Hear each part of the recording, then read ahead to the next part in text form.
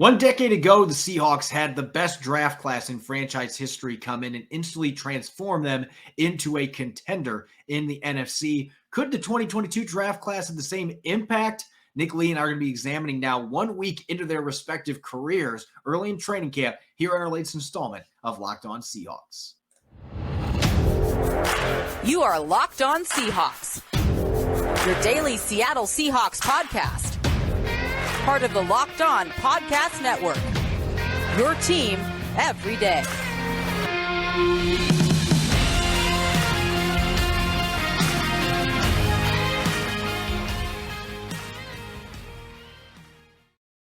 Greetings, 12. This is Corbin Smith, your host for Locked On Seahawks. Joining me for our Thursday episode, my co-host, Nick Lee. Thanks, as always, for making Locked On Seahawks your first listen 5 days a week. The Seahawks are actually off today after 3 consecutive days with training camp practices, a super physical practice yesterday, so a much-deserved day off for the Seahawks. They'll be back in action on Friday, and they've got their first mock scrimmage coming up at Lumen Field on Saturday. For today's episode, we got tons to chat about this rookie class. A lot of expectations for this group, and so far, so good for this group.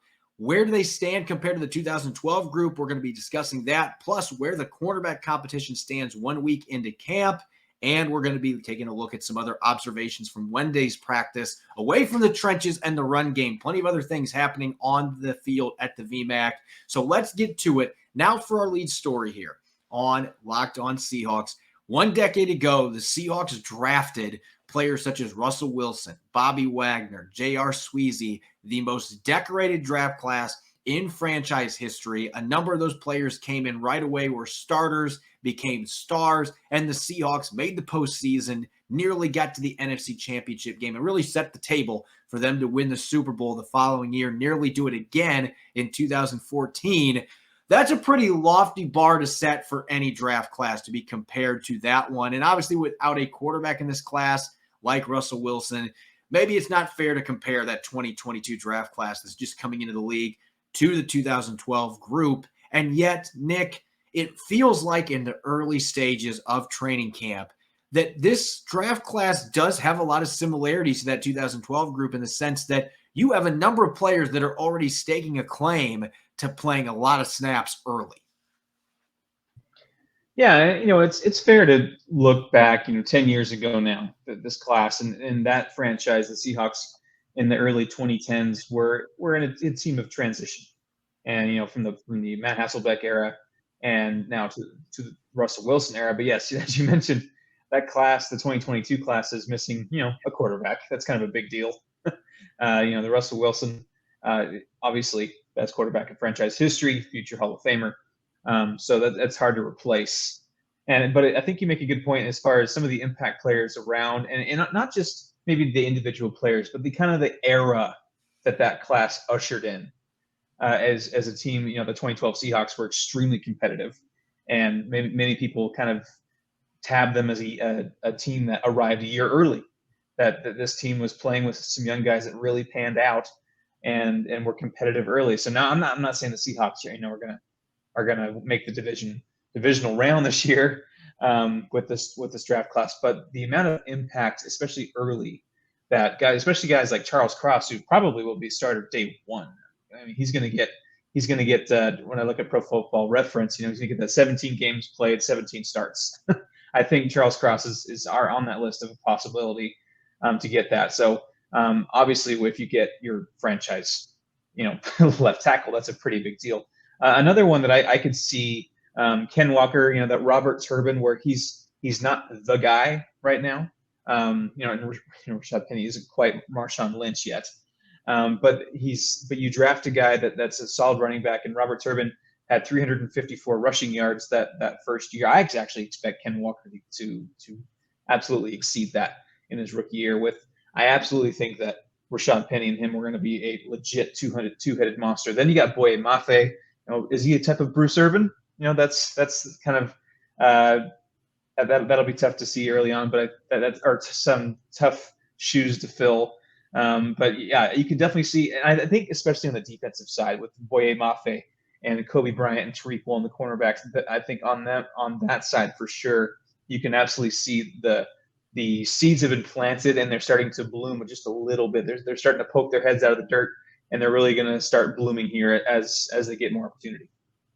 Yeah, I think you look at those first 3 draft picks. Cross is already the starter at left tackle. That has been set in stone. He is the guy. Number 9 overall pick. You're starting day 1. There's not a competition there, whether Pete Carroll is going to admit that or not. There is not a competition. He is going to be the guy in week 1. He's going to be playing against Bradley Chubb and the Broncos. That is already set in stone. Ken Walker III is going to play a lot of snaps, no matter what happens with Rashad Penny. He has already been dynamic in training camp. You can see the receiving ability that wasn't on display in college because Michigan State just didn't let him do it. Wake Forest didn't let him do it. He was running the rock, and he's pretty darn good at that. But he can also catch the football. You can move him around some. Maffei's been kind of quiet to start training camp, but he did have what I believe would have been a sack in Wednesday's practice. Remember, they're not hitting the quarterbacks with the red jerseys on, but he had a really good pass rush against Abraham Lucas, their 3rd-round pick, who to this point has just been playing second-team snaps at right tackle. I expect that's going to change soon as well. He's going to get his opportunity to show, can I be a starter on day 1? And if he's able to play well with that first unit, could make life really interesting for Jake Curhan. To this point, it has been the Curhan show. He has been the starter with the first-team offense in 4 of the 6 practices at right tackle. One of those other ones, he was the starting right guard on Wednesday. So Curhan has been a fixture in this offensive line. But all of those 4 players could be playing significant snaps in week 1. And then we get to day 3 selections. Kobe Bryant is right there with Artie Burns, and we're going to get to more of that in the second quarter. But he is right in the mix at the cornerback competition to start right away. Tariq Woolen has been a major surprise and has really been up for whatever challenge has been thrown at him so far. Doesn't look as raw as we anticipated. So both of those guys, they might play some snaps for you earlier than expected, at least in the case of Woolen. Bryant might be a bit more pro-ready coming in, but both those guys have had really good starts to their training camp. Tyrek Smith is impressed in his first few practices since coming off the PUP list. He's got good size for that outside linebacker spot.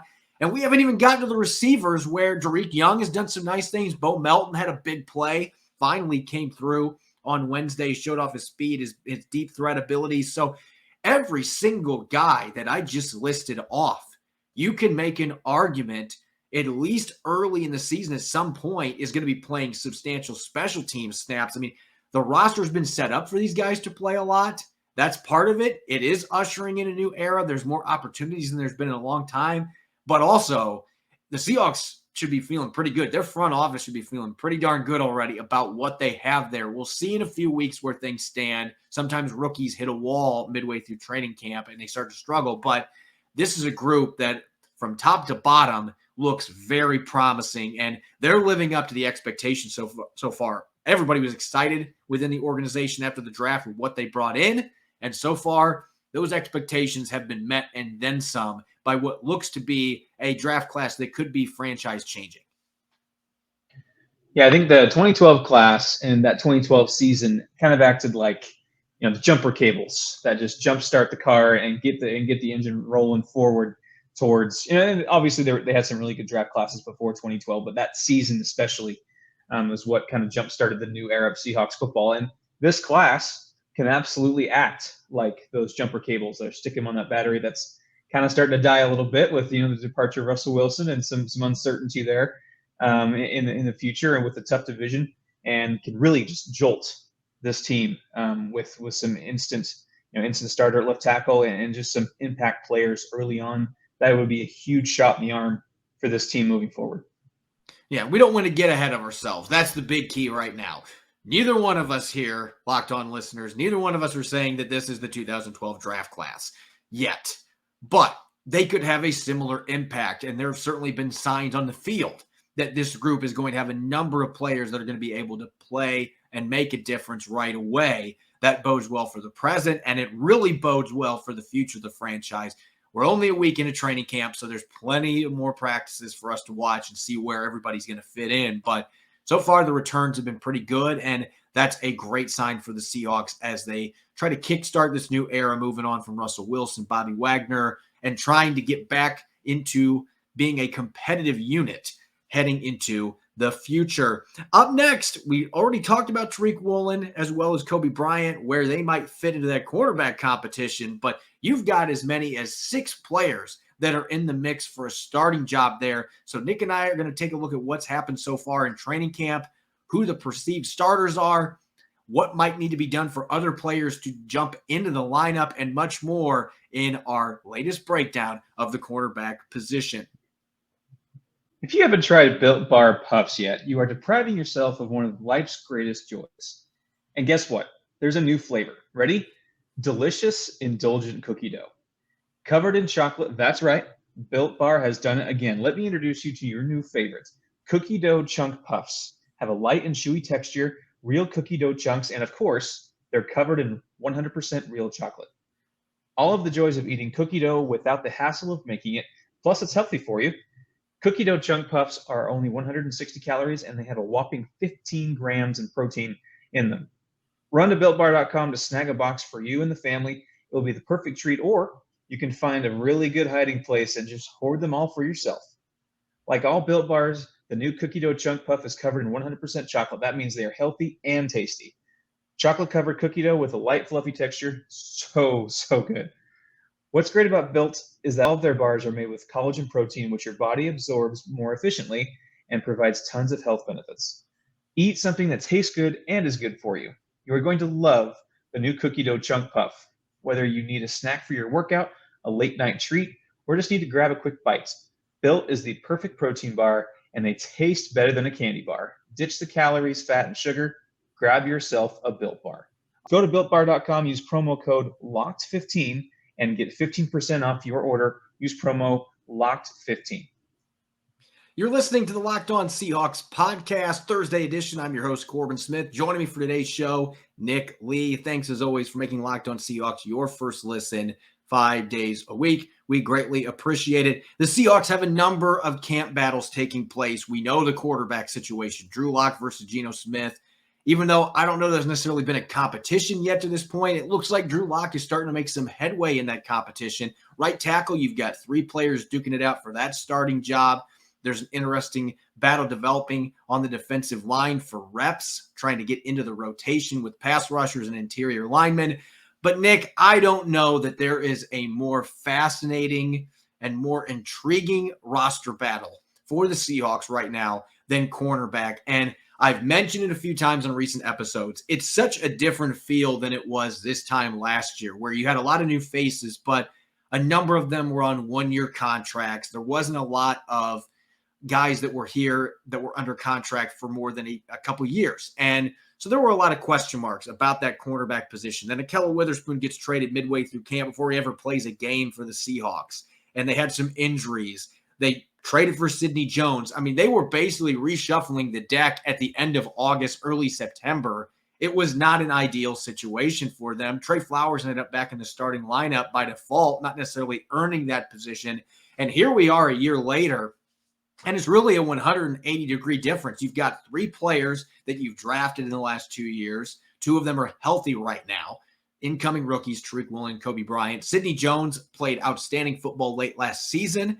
And Artie Burns has been a revelation. He's built off that strong finish in Chicago last year playing for Sean Desai. He's back with Desai here in the Pacific Northwest, and he's had a great camp so far. Michael Jackson's looked pretty good out there. Had an interception in Wednesday's practice on Drew Lock. So you've really got 6 guys there at the outside cornerback position. Jackson maybe being on the outside looking in, but you've got 5 or 6 players when Trey Brown gets back, of course, that all could easily stake a claim for playing in the starting lineup on Sundays for the Seahawks. And a number of those guys are under contract for multiple seasons. So it's light and day compared to a year ago.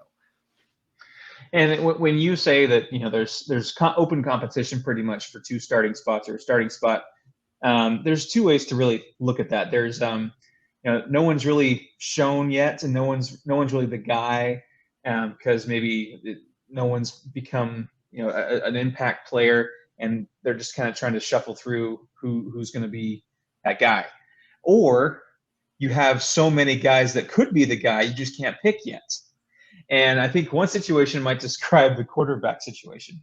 And the latter I chose will be the cornerback situation, because I truly think that you plug in 2 or 3 or 4 of those guys week 1, I'm feeling pretty good. I could sleep pretty well at nights knowing that that Artie Burns, Sidney Jones, or even Kobe Bryant or Tariq Woolen, if they're pressed into duty right now, they've shown that they belong. You mentioned that Tariq Woolen's been a surprise. He's been matching up with Marquise Goodwin, who's also not short on size and speed, especially the speed part. And Tariq Woolen has matched him almost step for step the entire way. And just looking at battles with Artie Burns has not backed down to competition with DK Metcalf and Sidney Jones with Tyler Lockett, and they've made life pretty miserable for the offense. We'll talk about this later, that could we'll talk about whose fault that is really. But for now, it's the cornerbacks have really risen to the occasion, and this is truly a fierce competition for 2 spots. It's not just because no one has stepped up and no one is the guy and no one is quite separated himself as good enough to be the starter. I really think it's because there are so many quality options right now at cornerback for the Seahawks that it's really going to take probably the duration of the preseason to really fine-tune the lineup and figure out who's going to be the starters. I think Sidney Jones and Artie Burns have the inside track right now for the outside corner spots. But they better be looking over the shoulder, and they better be working hard because it can be taken in an instant just with how fierce this competition has been. I'd be remiss not to mention Sidney Jones first, because I'll admit, we've talked a ton about Kobe Bryant. We've talked a ton about Tariq Woolen. We talked a lot on an earlier episode this week about Artie Burns, and there's plenty more to say about those players. They have all been impressive in training camp, but Sidney Jones has kind of been under the radar, and I don't know if it's just because he came in as your de facto number 1 corner. He played really well the last 5 or 6 games last season. You re-signed him. He's a former 2nd-round pick that really had 1st-round talent. If he wouldn't have injured his Achilles, he would have been picked in the 1st round, and injuries were an issue for him early in his career. But all he has done day in, day out is make plays. First practice in training camp, he intercepted Geno Smith on a deflection off of Marquise Goodwin's hands. It would have been a pick 6 in a game situation. Then the next practice goes out and gets a couple end zone deflections. Saturday's practice made a couple plays in the football. Wednesday was his most impressive practice yet. He got his hands on a football not once, not twice, not 3 times, but 4 pass breakups in the secondary and just consistently making big plays. He's been able to match up against bigger receivers. He's been able to match up against quick, shifty receivers. So he really fits what they're wanting to do, and he's playing with confidence. And I don't know that was there for him when the Seahawks traded for him because of the injuries and the way things went in Philadelphia for him and in Jacksonville. He really found himself in the second half last season. He gave up the 4th lowest passer rating among qualified corners the last 6 games of the season, Nick. No touchdowns during that span. The only thing that was missing was turnovers, and this guy is capable of getting a bunch of interceptions. He has shown that in the past. It just hasn't happened in the NFL. So that's the one missing ingredient, but he's been getting his hands on the football so much. So right now, to me, he is easily the front runner to start on the left side. They have Kobe Bryant working behind him, but Bryant has worked some on the right side too. And I think that's where things are going to get a lot more interesting the next few days on the field, because Bryant has done so much to show that he's ready, and yet Sidney Jones hasn't relented that starting job. He's played fantastic football in his own right, and you got Artie Burns playing well on the right side, and Sean Desai knows him well. It's a great scheme fit for him. He's not going to back down from DK Metcalf. I mean, this is a good problem to have. It's not like last year where it's like, I got to pick somebody from this group. Right now, it's who do I pick from this group, because I've got so many good corners, and they're all fairly young. I mean, Artie Burns is the old guy at 28. This is a young, explosive, athletic group that's been getting their hands on the football a lot. And right now, it does look like the veterans have the head up here with Sidney Jones and Artie Burns, but the rookies have been so impressive. You cannot discount them in this race with so much time left in camp and the preseason still coming up. Quite frankly, Corbin, choosing between quarterbacks right now kind of feels like me choosing my favorite vegetable, which shockingly I do not like vegetables. And choosing my favorite cornerbacks right now, or choosing cornerbacks to play, it's like choosing my favorite popsicle, choosing my favorite ice cream. I'm like, it's that there are so many good flavors, and they're all a little different, which is great. They all bring something a little different to the table. And I think that, the Sidney Jones and Artie Burns with the veteran presence part of it is invaluable. And the familiarity with the coaching staff, that blend with the infusion of young talent with Tariq Woolen and Kobe Bryant, really, This is an exciting group, and I think that the Seahawks fans, even though there's not two clear dog, Pro Bowl kind of receiver corners right now in that spot, I think that it's coming, and this is going to be a surprising group. And I think the pass defense overall is set to improve a lot this season, and this secondary is going to surprise some folks. Yeah, I think if they can carry over the play they've had here these first 6 practices into the preseason games and in the regular season, the Seahawks should be feeling pretty darn good about their situation in the secondary, especially when you consider the safety talent that they have with Jamal Adams, Quandre Diggs, Ryan Neal, Josh Jones, Ugo Amadi, Marquise Blair. You've got Justin Coleman in the slot as well. They should be feeling really good about this secondary. The question mark is, of course, going to be whether or not that they're going to be able to translate that play over. And I will add this in here, and this is the reason I brought that up.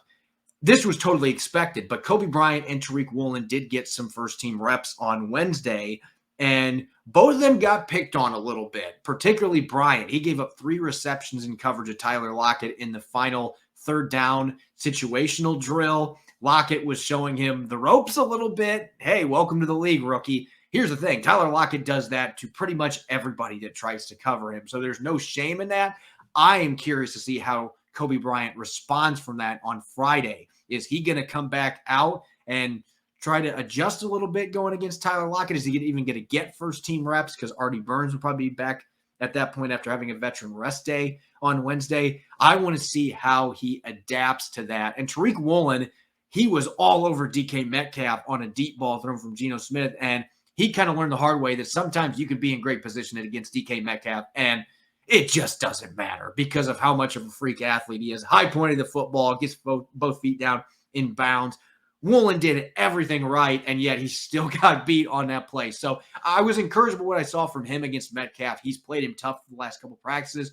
Bryant has been so good that, he gave us some receptions to Tyler Lockett. But again, Tyler Lockett does that to everybody. So that's the key. Can you respond to that adversity and come out and get better from that? Or is it going to be something that dogs you down? You're hoping that Bryant rebounds and he's ready for his next test against Tyler Lockett to see if he can make some plays in the football.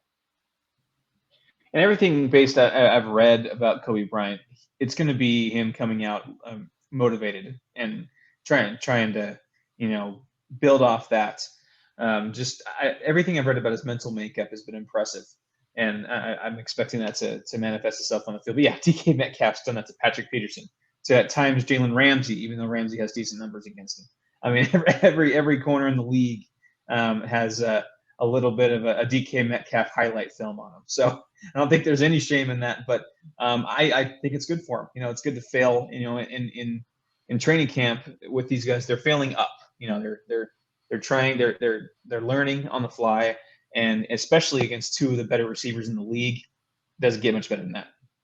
And the wild card in all of this, of course, is Trey Brown, because he's still on the PUP list. And as well as he played last year, if he's fully healthy and he comes back in the near future, you're going to throw him right into the fire too. So another really good young corner that plays with physicality, has good ball skills, can tackle, and he's going to want to get back into the starting lineup. So a lot of moving parts, a lot of really intriguing young guys competing, and this is far from decided. There's going to be a lot of practices where you're going to have a number of these guys jockeying for position, and it's going to be a tough call for Pete Carroll and his coaching staff once they get to the start of the regular season. Who's going to start in week 1 against Russell Wilson and the Denver Broncos? Yesterday, we talked about the physicality and the run game highlighted in Wednesday's practice, but a lot of other things happened on the practice field as well. We're going to continue looking at some takeaways from Seattle's 6th practice coming up here in a moment. Life can be full of challenges. Recently, I made a difficult decision to resign from a job, and fortunately, I had quality people around me to talk things through when I needed it most and help me make the right decision for myself and my family. But that's not always the case, and life can be full of twists and turns, so it's important to show yourself through it all. BetterHelp Online Therapy will assess your needs and can match you with your own licensed professional therapist in less than 48 hours. Therapy worked wonders for me, but don't just take my word for it. Having someone in your corner to guide you when you're struggling to navigate obstacles can be invaluable. It's not a crisis line. It's not self-help. It's professional therapy done securely online, available to people worldwide. With therapy, it can take a few tries to find the right fit for you. BetterHelp is a great way to invest in yourself. BetterHelp has a special offer has a special offer for our listeners. Get 10% off your first month at betterhelp.com/lockedon. That's 10% off your first month of online therapy at betterhelp, HELP.com/lockedon. You're listening to the Locked On Seahawks podcast, Thursday edition. This is your host, Corbin Smith. Joining me for today's show, Nick Lee. Thanks as always for making Locked On Seahawks your first listen 5 days a week, whether it's on Apple Podcasts, Google Podcasts, or in video form 5 days a week on YouTube. We greatly appreciate it. And make sure to make the Locked On NFL podcast your second listen. Our national NFL experts and insiders keep fans dialed in with the biggest stories and the latest news from around the league throughout the training camp and preseason. Make sure to check it out wherever you listen to podcasts. The Seahawks were back in the practice field yesterday, their sixth practice, second in pads. And as Rob Rang and I noted yesterday, really what stood out most was the physicality and the intensity in this practice session. Guys were getting after it. The Seahawks were doing a lot of short yardage drills in the run game, physicality up front with the offensive and defensive lines, safeties coming up and laying hit sticks, all kinds of fun stuff. But there was more to it than just the running game. So, Nick, let's dive into a few other hot topics coming out of Wednesday's practice. And we've got to start, of course, with the quarterback position and kind of stemming off that. I think this is a big topic of discussion because for this team to be successful offensively, more so than in the past with Russell Wilson, when they could get all those 40, 50-yard chunk play touchdowns, you're going to be harder pressed to do that with Drew Lock or Geno Smith under center. You're going to have to be productive in the red zone, and yet that has been far from the case so far. In fact, we're now on 4 straight practices that their first session in red zone, there have been no passing touchdowns by either Geno Smith or Drew Lock. 4 consecutive practices with the football inside the 20-yard line, and they haven't been able to get any scoring passes in those sessions. Again, that's just the first session. They come back to it later on, and the quarterbacks have been a bit more successful. But it's been really hard to watch. And I guess the big question is that boiling down mostly to the offense, or does it boil down to the defense? You just talked about how great the corners are playing. A lot of that's been in the red zone, too, getting their hands on the football and making life tough on receivers. And so that's really the million-dollar question here. Who's to blame for these struggles, and is it necessarily a bad omen, considering how well the defenses play? Well, I think in training camp, the NFL version of the chicken or the egg, which came first, is, offense struggles. Is it because the offense sucks, or is it because the defense is doing good? And obviously, the answer is, unfortunately, I know everyone hates that, but it's probably something in the middle. I'll side on the defense. If I had to pick a side, defense is playing well. The corners have really made life miserable for the receivers. On the offensive side, I've read a concerning amount about goal line fades, and that is becoming one of my pet peeves in football, is the goal line fade. And I know you have DK Metcalf and Tyler Lockett, who are 2 of the best in the business. I read an article before the 2020 season, so it's a bit dated, that in 2019, quarterbacks attempted 37 fades of 5 yards or less in 2019, and that's down from 42 and 51. So it's in the years prior. But the success rates of fades was at 13.5%. So, and that's with your average quarterback and your average receivers. The Seahawks have below average quarterbacks right now and above average receivers. So I guess that maybe evens out. But my point is, I'm hoping that they can get a bit more creative in the red zone.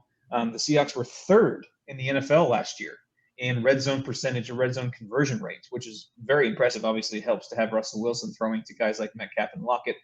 And this year, they have the weapons. They have the Locketts, the Metcalfs, the Noah Fants. They have those weapons. And in the backfield, they have running backs. I expect them to have pretty decent red zone numbers right now. But I think if I had to pick one, it'd be the defense making life miserable. But I haven't been to practice yet, but based on what I've read and what I've watched, there needs to be a bit more creativity and certainly a lot of better execution on the offensive side. Yeah, I'm with you. I think they're doing way too much of the red zone fade stuff. And I know with DK Metcalf that he should be a weapon in that regard. But the quarterbacks, both of them, have struggled to get the ball. Really, the timing with Metcalf in general just hasn't been there. I expect that's going to get much better in upcoming practices. Metcalf's way too good of a receiver for that to continue to be a problem. The quarterbacks are going to figure him out. Geno should know him really well from how well they played last year. Locke, he's still pretty new with DK Metcalf. So you expect that, but you'd like to see more variety with how they're attacking the defense. But a lot of it has been those guys on the defensive side of the ball. I mean, they're making life really tough for receivers. They can't create separation. The corners are getting their hands on the football. The linebackers are playing tight coverage. Jamal Adams has been all over the place the last couple of practices in the red zone. I mean, there are already very tight windows to begin with, and the way that this secondary is playing and the pressure they're generating, these red zone drills have been with extra pressure brought almost every time. They're bringing 5-6 defenders, so the quarterbacks are having to make quick decisions on top of that. And so I do think the way that the defense have been playing and the scenario, having extra pressure, is complicating it some for the quarterbacks, but they're going to have to pick it up. I mean, 4 practices in a row, not having a passing touchdown, that's certainly a problem. But if you're looking for a positive at the quarterback position, up to Wednesday, there really hadn't been any big splash plays in the passing game. That changed some on Wednesday. In early sessions in the team drills, you saw Drew Lock chuck a ball downfield, down the right sideline. Bo Melton, who's been so quiet the first week of his NFL career, reeled it in, had a really nice catch downfield, a 40-plus yard gain. Geno Smith connected on a 30-yard crossing route with Tyler Lockett. DJ Dallas caught a pass down the seam out of the backfield for a 25-yard touchdown. So there were actually some splash plays, and the quarterbacks were connecting on it. Now, there were some missed opportunities. Marquise Goodwin ran maybe the wrong route. Drew Lock overthrew him. It got intercepted by Michael Jackson on a deep ball. But there was a lot more consistency and a lot more production there. That is good news, because with the receivers you have and the mindset this offense is going to have, you know that Pete Carroll wants those shot plays mixed in there. They haven't been there on the practice field. Wednesday, that changed some. Maybe that's a good sign that both quarterbacks are starting to get into a little bit of a groove, and we'll start to see more plays like that in the practice field as we get closer to the first preseason game and move through training camp. Yeah, and I got to say, Drew Lock has got his sea legs a bit more under him. He had a real rough start to camp, and now it seems like he's making a bit more of some impact plays and making some throws, because he failed QB 101 class in that first day when he threw across his body across the field at ill-advised pass in day one of camp, and he's gotten much better since then. I'm not saying that he's right on Geno Smith, and Geno Smith better watch out. He's going to lose his job at any second, but he's come a long way in the last few days. For me, on the defensive side, I know you're really excited about this guy, Tyrek Smith. I think has a chance to be another sneaky good pick late in the draft that has a chance to really shine and make a name for himself early, and maybe not early on, but maybe be a quiet guy that gets a few sacks, but he's starting to make a name for himself, and it beats some blocks and makes some plays. And as much as pass rushers can make plays in training camp, but he certainly is a name to watch. Yeah, and what's interesting about him, and we talked about this in the pre-draft process, injuries were a problem at Ohio State for him. And he played through some injuries, and he was stuck behind, some guys named Chase Young and Nick Bosa. And I think they're decent NFL players. So trying to get on the field was already tough for him early in his career. And then once he was a starter, he had some injuries on top of it. But this guy had a 22+% pressure rate last year at Ohio State. Even though the sack numbers weren't there, he was consistently disruptive when he was on the field. And I'm seeing that these first couple of practices he's been out there. We have to remember, he was on the PUP list until Monday's practice. And they threw him right into the padded practices coming off that hip injury. He's fully healthy. And he doesn't look like a 4.8 40-yard dash guy. This guy is explosive. He plays with a relentless motor. He's had success against Forsyth. He had a pressure against Charles Cross in Wednesday's practice. So he's had 4 pressures that I've seen. There may have been others in there. I can't see every single player on the practice field and every snap, and I don't have the video to review. But the ones that I've documented, he's been getting back there, and I think he would have had a couple of sacks in real game situations. He has been extremely disruptive, and you can tell the coaching staff is excited about him because he's been getting some reps already where he's getting to play with the first team. And he's only gotten a couple practices under his belt. So as a 5th-round pick, that's kind of a big deal, especially with Boye Mafe being a 2nd-round selection. You've got Darrell Taylor. You have Uchenna Nwosu. So there's a lot to like about this kid. His biggest enemy was his durability. And so he's got to stay healthy. But if you can keep him on the field, I think the player that should be looking over his back right now, if he's not already been bypassed, is Alton Robinson. And I said this going into camp. I don't know that he's a natural fit as that 3-4 outside linebacker. Tyrek Smith played a 4-3 defensive end at Ohio State, so I had questions there. But he looks like he's pretty comfortable in that role right now for the Seahawks. It's been a couple of practices. It's early. But again, another rookie that's already showing some signs that he could be a dynamic rotational player for the Seahawks, and they can use any pass rushing help that they can get. Any team wants as many rushers as they can possibly find. 100%. It's like pitching in baseball. You can never have too much pass rush. Yep. And to bring up the last point with training camp, to quote Ryan Gosling from Remember the Titans, fight!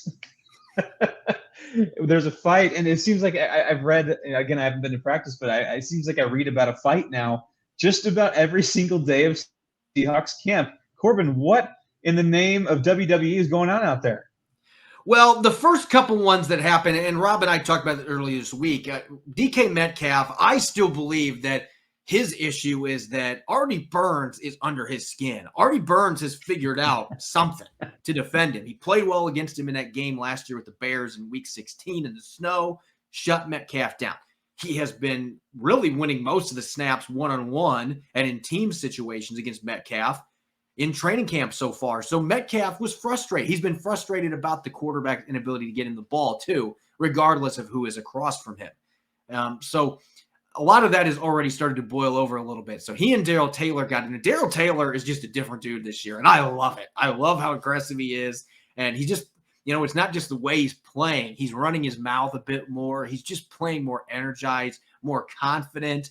And so he hasn't been backing down. And he got into a little bit of a tussle with Metcalf in Wednesday's practice, and they had to hold him back. So he doesn't care. DK Metcalf is built like a Mandalorian. He's not going to back down. But the big fight on Wednesday, and Rob and I, we recorded yesterday's show, and we're like, wait, why didn't we mention this as part of the physicality? We just ran low on time in our first segment. But DJ Dallas, to me, was the MVP in yesterday's practice, and yet he got ejected from that practice in the closing about 15 minutes because his former Miami teammate, his current running back teammate, Travis Homer, Drew Lock's throwing the football to him. He's under pressure, and it was one of those unfortunate plays that you just can't get out of football completely.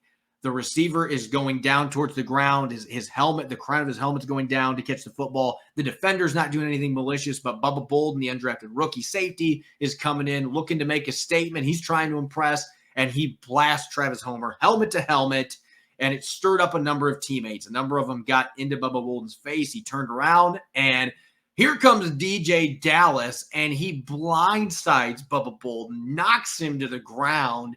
And it didn't take very long that a coach was escorting DJ Dallas into the facility. His practice was over with. And so this kind of stuff is going to happen. It's training camp. These guys get tired of hitting each other, especially a physical practice like that. Emotions are always running high. And so you expect there to be tussles. I think that's a good thing when you're trying to hold guys back to an extent. There does come a time where it's like, look, we need to play football. Stop fighting. Do your job. What DJ Dallas did crossed that line, though. You don't want to blindside teammates. And I just found it ironic that it was all Miami Hurricane alumni. I mean, they were creating a hurricane on the practice field. And so, we can sit here smile about it, but you don't want to see a guy blindside a teammate. And I don't think there was anything malicious from Bubba Bolden. He was just trying to make a play as an undrafted rookie. And it was one of those where the receiver was torqued into an unfortunate body position, led to the helmet to helmet. So that's what leads to a fight. Yeah, you don't want to see stuff like that. But, if anyone's watched the 30 for 30 special in the U, that's pretty on brand for you. It really did. I was waiting for Jimmy Johnson to come out clapping his hands. Where's Warren Sapp? Anyway, so yeah, to a certain extent, you want it. You like it because it creates that heated competition. These are alpha dog kind of guys. They're getting into it, and they're just chomping at the bit to hit a different colored jersey. And they're finally going to get that opportunity, or not finally. They still got to wait a little bit to get that opportunity. But you can just tell that they're just sick of hitting each other, and it's starting to get under their skin. But to a certain extent, you like it just because they're revving the engines. The engines are getting hot, and we're only just over a week away from the first preseason game, and just over a month away from the first game. So it's right around the corner, man. It really is. We're going to be to week 1 before we know it. In fact, we've got a mock scrimmage coming up at Lumen Field on Saturday afternoon. So the first game action to an extent for the Seahawks. And coming up on our Blue Friday episode, we're going to be previewing that mock scrimmage game, looking at some key storylines, what we're going to be watching on the game field. It's a practice, but yet it's got some game feel to it. A really important part of the preseason for the Seahawks leading up to the 2022 campaign. So we'll be breaking all that down and, of course, answering your mailbag questions, our weekly mailbag. Many of you have been sending them in. We're looking forward to answering those questions as well. It's going to be a jam-packed episode. Make sure you're following me on Twitter at Corbin Smith NFL and following Nick at NickLee51. Check out Locked On Seahawks on Apple Podcasts, Google Podcasts, and Spotify, as well as 5 days a week on YouTube. We'll be back for Blue Friday, breaking down some key factors to watch in the upcoming mock scrimmage at Lumen Field. You won't want to miss it. Thanks for listening in. Go Hawks.